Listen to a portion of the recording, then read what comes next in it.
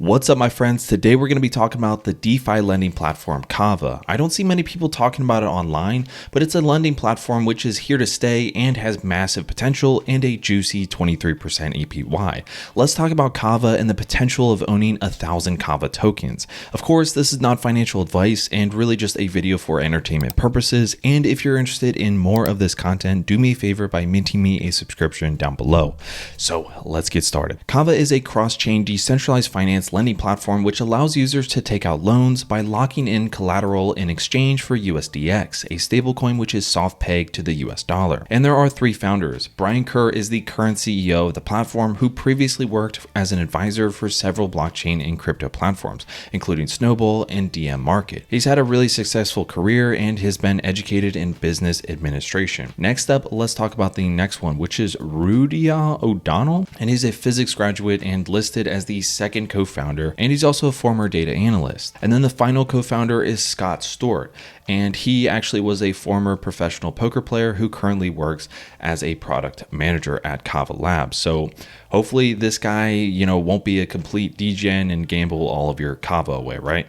Joking. So as I mentioned earlier, Kava is a token and it's built on the Cosmos blockchain. And Kava makes use of a collateralized debt position, which is a system to ensure stablecoin loans are always sufficiently collateralized. And the token serves three main purposes and functions. Those are governance, security, and recapitalization. For governance, Kava holders can participate, vote, and propose changes to the Kava protocol. And in terms of security, Kava is used to validate transactions on the network. The protocol's proof of stake consensus mechanism enables Kava token holders to stake their tokens and validate transactions. And finally, there is Kava's role as a reserve currency for recapitalization. In the event that the Kava protocol becomes under-collateralized, additional Kava tokens are minted by the protocol and sold for USDX through auctions. This occurs until the system returns USDX to its target peg of $1. So what makes Kava unique? Well, Kava differentiates itself from other similar decentralized lending platforms thanks to its support for cross-chain assets. Thanks to Cosmos Zones technology, Kava users will be able to deposit a wide array of native assets, including Bitcoin, XRP, Binance Coin, and Binance USD. But for now, cross-chain assets must be wrapped as Binance Chain BEP2 assets. Likewise, Kava also allows users to earn a yield by minting its USDX stablecoins. Once minted, these USDX tokens can contribute to Kava's money market, known as hard protocol, earning the user a variable APY while their collateral remains secured by Kava. Kava users can run their own staking node to earn Kava rewards directly from the protocol. However, only the top 100 Kava nodes, also known as validators, are eligible to receive these rewards. But we're going to talk a minute about how you can actually earn a nice 23% APY on that. So I really think that Kava is just beginning into the space here, and they have a total value locked of $529 million. Now let's talk about staking Kava and also the potential of one Kava compared to other market caps. So when talking about price, Kava has actually been trading like a stable coin. It's actually, the graph has not really been looking pretty, but it's always usually found support at around $3, which it just did actually recently off of a recent bounce. Now, when we're talking about staking, if you actually were to purchase over 1,000 Kava, the APY right now on an exchange like Kraken is actually at 23%, which it wasn't always 23%. It was actually more of around 20%.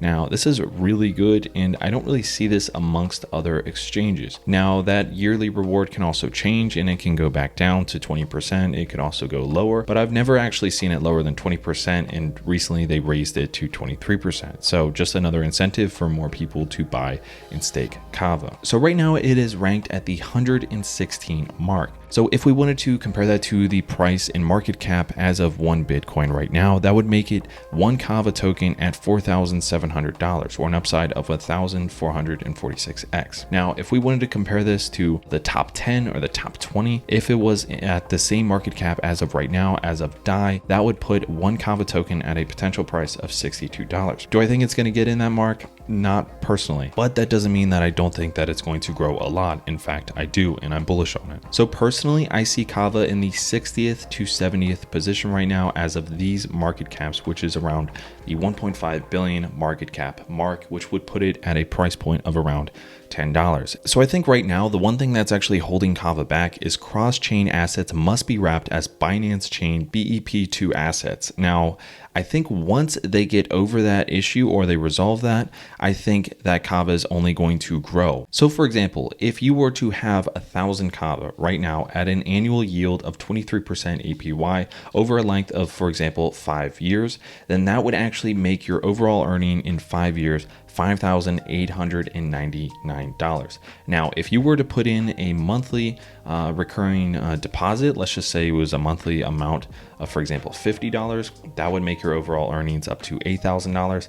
If you were to say $100 of a monthly recurring deposit, that would change this chart. You can see it's getting more and more exponential at this point, and it would also put it at an overall earning of $10,000 if you were to put in a reoccurring monthly deposit over the course of 5 years. So there's a lot of potential when it comes to staking on Kava. And let's just say you put in $1,000 into Kava right now, that would put it at 307 Kava tokens, and you were to put in a monthly deposit of, let's just say, $50, then that would put your end value at $8,000 in the time of 5 years, and it would also put your overall earnings to $4,000. And you also have to take account here that that would be if the price of Kava remained at $3.25. Of course, that can change, it can go down, it can also go up. And I think with the incentives of the staking of 23% APY on an exchange like Kraken, I think that that's going to incentivize more people to simply buy, hodl, and stake. So I highly recommend signing up for Kraken